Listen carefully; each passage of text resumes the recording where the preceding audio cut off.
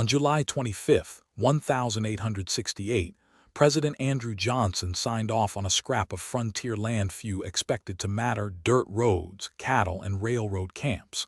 Less than 17 months later, that same dusty territory did something no American government had ever done: explicitly guaranteed women equal, unrestricted voting rights. And it wasn't Massachusetts. It wasn't New York. It was Wyoming. If you'd stood on a ridge outside Cheyenne in the summer of 1868, you would not have seen the birthplace of a civil rights revolution. You'd have seen tents. You'd have seen railroad ties stacked along the Union Pacific line, a handful of muddy streets, and men with more guns than manners. Wyoming Territory, carved out of Dakota, Utah, and Idaho territories on that July day, was about as far from a hub of political idealism as you could get in 1868 America. It had few established communities to speak of. Its population was overwhelmingly male, overwhelmingly transient, and overwhelmingly focused on one thing: survival on the edge of the map. And that, it turns out, is exactly why what happened next is so remarkable. Stick around, because the reason Wyoming did this first is stranger and more human than you'd expect. Let's set the scene properly. When the Union Pacific Railroad pushed westward through the 1860, it dragged an entire temporary civilization behind it: engineers, laborers, saloon keepers, gamblers, and merchants, all chasing the railhead as it crept across the plains.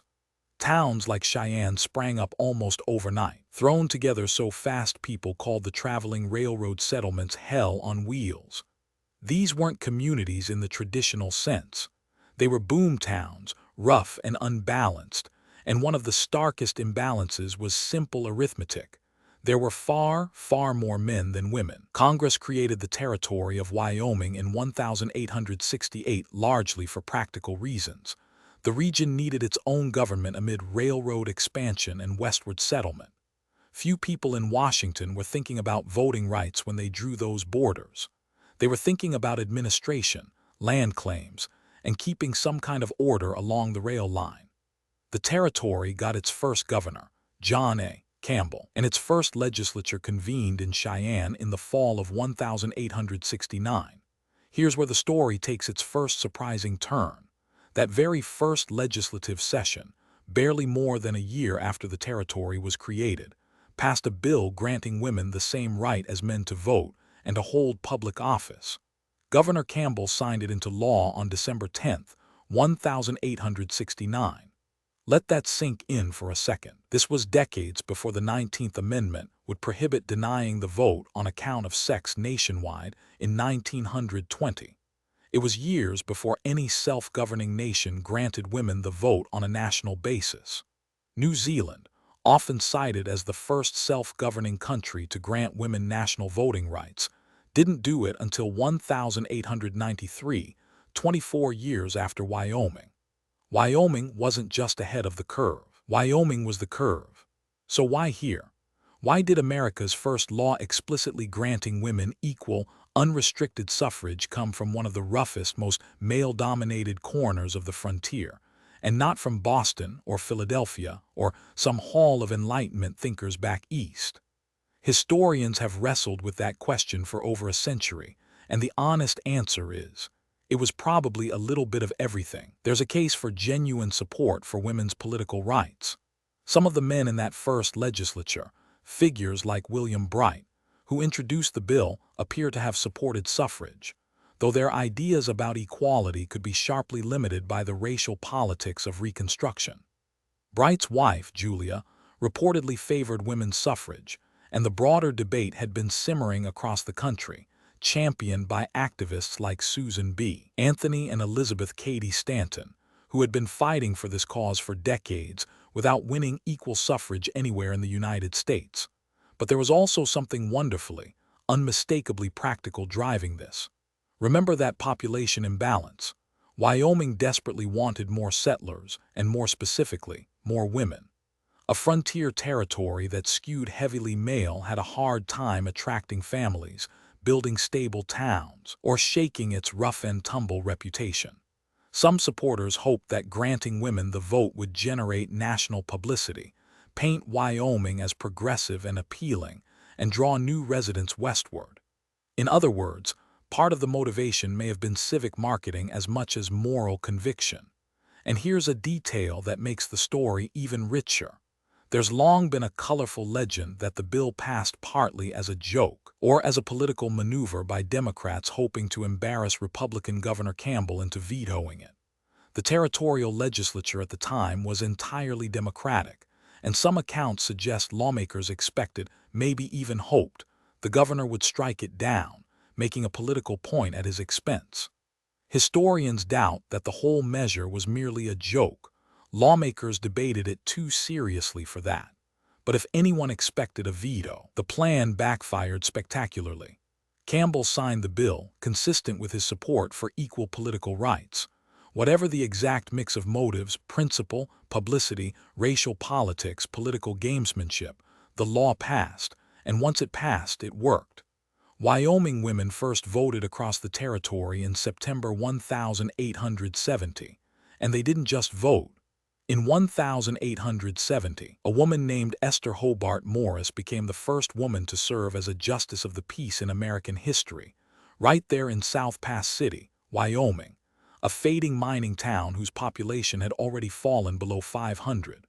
Women also began serving on juries in Wyoming, another groundbreaking development that stunned observers back east, some approving, plenty scandalized. Now here's the twist that really cements Wyoming's place in this story. Suffrage laws in other territories and states sometimes got repealed or stripped away once political winds shifted. Utah Territory, for instance, granted women suffrage the very next year, in 1870, but then had it taken away by Congress in 1887 amid a broader political fight over polygamy. Wyoming's law came perilously close to repeal too. In 1871, the territorial legislature voted to abolish women's suffrage, but Governor Campbell vetoed the bill, and the council fell one vote short of overriding him. The right survived. Wyoming women kept voting year after year through the 1870 and into the 1880s.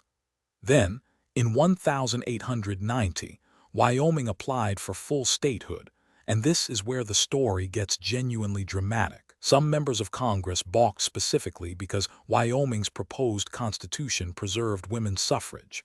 They pushed the territory to drop it as a condition of joining the Union. And Wyoming's legislature sent back one of the great one-liners in American political history. We will remain out of the Union 100 years rather than come in without our women. The opposition failed. On July 10, 1890, Wyoming became the 44th state, the very first state in the entire country where women could vote in every election, right from day one of statehood. Wyoming didn't stop there either. It leaned all the way into this identity.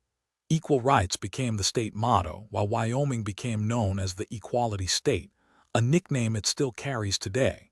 Those words appear on the state seal and license plates, woven into how Wyoming understands its own history. A rugged, sparsely populated territory that started as a railroad frontier had, within roughly 2 decades, become a genuine trailblazer, a place that quite literally refused to trade away a civil right just to gain admission to the Union. And the ripple effects went far beyond Wyoming's borders. The success of women voting there, the fact that towns didn't collapse, that juries functioned, that the sky didn't fall became a powerful piece of evidence for suffragists nationwide. Activists pointed to Wyoming again and again in speeches and pamphlets. It works. It's already happening, right here in America. Colorado followed in 1893. Utah and Idaho followed in 1896. Slowly, state by state, the dam that had held for so long began to crack. Decades before the 19th Amendment finally prohibited denying the vote on account of sex nationwide in 1920. So think about what actually happened here. A handful of lawmakers in a brand new, thinly populated frontier territory, some driven by conviction, some by a hope of good press, others by the complicated racial and party politics of Reconstruction, passed a law that outran the rest of the United States on the question of who gets a voice in democracy. They weren't necessarily trying to lead a global movement. They were trying to build a functioning territory out of railroad camps and mining towns. And in doing that, they set a precedent that helped reshape the entire country's understanding of who counts as a full citizen. That's the real magic of this story. It wasn't a grand plan handed down from the halls of power.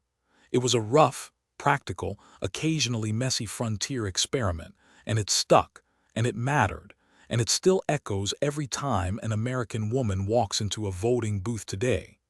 If you enjoyed uncovering this hidden corner of American history, hit subscribe for more stories about the surprising people and places that shaped this country. And let me know in the comments what frontier story you want uncovered next.